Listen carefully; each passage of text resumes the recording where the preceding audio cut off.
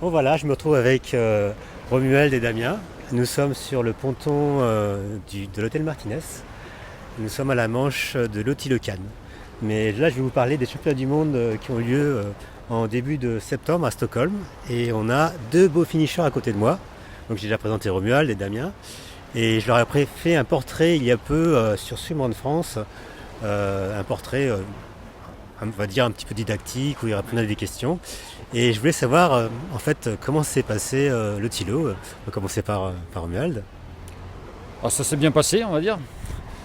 Bien parce qu'on a fini, en fait l'objectif étant de finir puisqu'on ne savait pas trop où on allait pour cette première épreuve. Et donc comment ça s'est passé Bien. Après voilà, on a fini comme on pouvait, on va dire. Globalement moi j'étais pas super bien en natation sur le Tilo. Ça allait au début et après Damien était mieux que moi à pied au début et moins bien à la fin. Donc voilà, en gros ça s'est compensé. D'accord, il y a eu des hauts et des bas. Des hauts et des bas, oui. Après, franchement, vu le parcours, on est content de voir fini, c'est une bonne expérience. Ouais. Bon, on se dit tout le temps qu'on pourrait faire mieux avec plus d'expérience, plus de préparation. Mais voilà, pour une première, c'était pas mal. Ouais. Et toi Damien, comment s'est passé en gros ta course? Déjà au départ c'est vrai que c'était un peu inespéré pour moi parce que j'ai découvert que j'avais des problèmes de dos, bon, c'est récurrent depuis quelques années. Donc on n'était pas sûr de pouvoir participer. À 15 jours avant, je savais toujours pas si j'allais pouvoir y aller en fait. Donc d'être à l'arrivée, bon après dans un état un petit peu difficile on va dire, parce que les 5 derniers kilomètres j'ai été obligé de marcher. Mais avec le peu d'entraînement que j'ai eu au final, on peut considérer que c'était quand même une réussite. Donc par contre ça a été une belle découverte.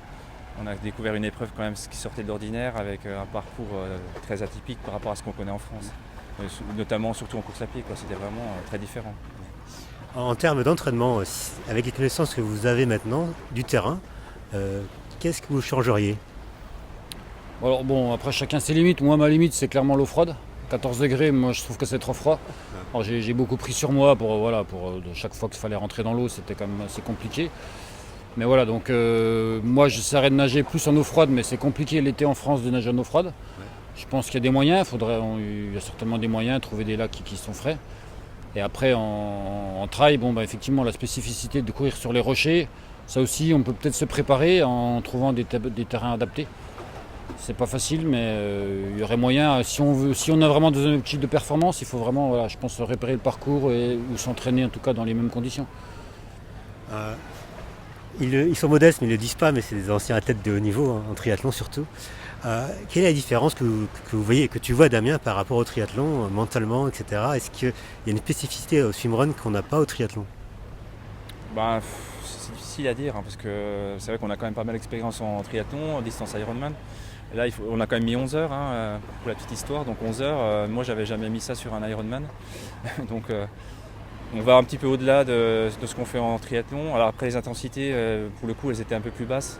Au niveau entraînement, ça se compte aussi. La spécificité, c'est vraiment les entrées-sorties d'eau, parce que pour le coup, au Tilo, c'est aussi très spécifique à ce niveau-là, quoi. Les entrées glissantes, les sorties un peu compliquées. En triathlon, il n'y a rien à voir. Il n'y a pas trop d'incertitudes. Là, pour le coup, en swimrun, il y a beaucoup plus d'incertitudes. En termes de partenaires en binôme, est-ce que vous avez vécu des hauts et des bas, bien sûr, mais comment vous avez négocié ces bas, ces hauts? Vous avez beaucoup parlé entre vous, ou un simple regard suffisait? Bon, alors comme on avait expliqué dans la première interview que tu nous avais fait, on a un peu globalement du même niveau en natation, course à pied, donc ce qui est quand même assez plus facile à gérer.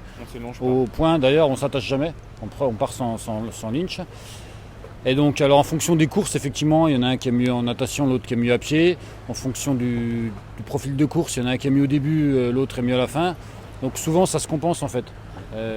Donc non, il n'y a même pas un regard à faire, c'est voilà. Quand l'autre est moins bien, l'autre l'attend et puis ça change.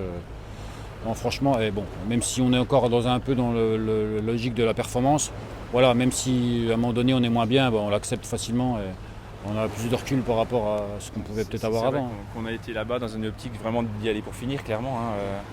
Moi je vous dis encore une fois que l'entraînement que j'avais, je ne pouvais pas trop espérer mieux que finir. Le risque ce serait d'y retourner avec un entraînement plus adapté et de tenter d'aller plus vite. Apparemment, d'après l'expérience qu'on a eue avec certains binômes français, ils nous ont dit que la deuxième année était parfois plus compliquée que la première. Donc c'est un petit peu ça le souci, quoi. En termes d'organisation, le Tilleux, qu'avez-vous pensé de l'organisation en termes de logistique, alimentation, etc. C'est bien passé? Alors oui, franchement, le voyage s'est bien passé. La logistique, c'est assez sympa d'être pris en charge, d'être emmené en bus, après ramené en bateau. Franchement, l'hôtel, tout ça est bien. Tout ce qui est autour est bien. Les ravitaillements, on nous avait dit que c'était un peu spécial. En termes de ravitaillement, effectivement, quand il y a des bonbons Haribo ou l'équivalent, ça surprend un petit peu, mais bon, franchement, non, et je pense que c'est suffisant. En termes de nombre, c'est suffisant. Il faisait pas trop chaud, donc on n'a pas été obligé de vraiment avoir besoin de boire plus qu'au ravitaillement. Franchement, moi je trouve que ça va. C'est plutôt une bonne expérience. D'un point de vue organisation, c'est bien. C'est bien. C'est vrai que moi, en tant qu'organisateur, je suis peut-être un petit peu plus critique parce que voilà, j'organise une course, je sais un peu comment ça se passe. Et c'est vrai qu'il y a tout le avant, après course qui est vraiment génial. C'est vrai qu'ils créent une ambiance aussi qui est particulière, les organisateurs. Après, sur la course en elle-même, évidemment c'est bien rivalisé, etc. Mais c'est vrai qu'au ravito, je pense ça pourrait être mieux, quoi. On attendait, en tant que Français, je pense que sur les courses françaises, on est mieux lotis quand même, je pense. Donc, après, c'est des petits détails, hein, mais... C'est toujours bien à avoir comme feedback. Là, je vous retrouve à Cannes, donc je suppose que le Simone, vous n'êtes pas trop dégoûté, c'est quand même une passion. Est-ce que ça vous plairait de refaire un tour? On va faire un tour à l'Otilo. En fait, alors, moi, franchement, après, j'ai dit non, parce que sauf si l'eau était au moins 16 degrés, mais ça, évidemment, on ne peut pas prévoir. Après, je sais pas, peut-être que ça va mûrir. Et après, on se dit que comme on a eu des points à l'Otilo, comme on a eu des points d'Ingadine qui comptent encore, peut-être qu'en faisant une bonne course demain, on pourrait limite rentrer encore dans le ranking pour être qualifié, même s'il y a encore Malte derrière. Donc voilà, la question se posera si jamais on était qualifié.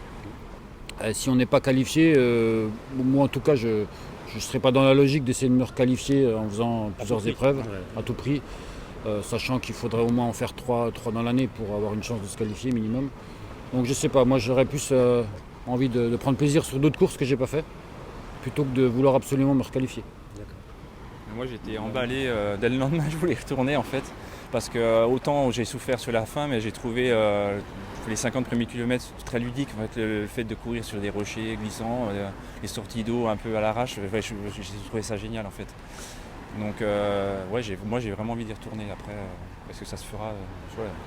On peut s'en passer, hein, c'est comme tout, mais voilà, une fois qu'on y a goûté, c'est un peu comme Hawaï au triathlon, on a envie d'y retourner. Donc on verra si c'est pour 2022 ou plus tard.